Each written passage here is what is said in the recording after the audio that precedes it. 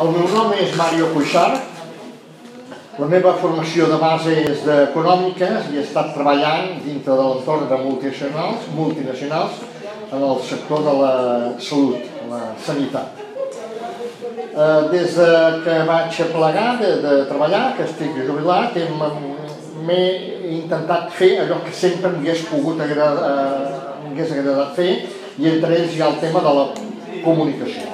La comunicació m'he apuntat en aquest blog, aquest projecte, aquest programa, perquè crec, o em sembla, amb el qual facilitaria o seria una eina amb el qual podria portar a terme allò que a mi sempre havia agradat a través de xarxes, amb els mitjans que hi ha avui en dia, de xarxes socials i de comunicació i intercanvi de coneixements amb les persones.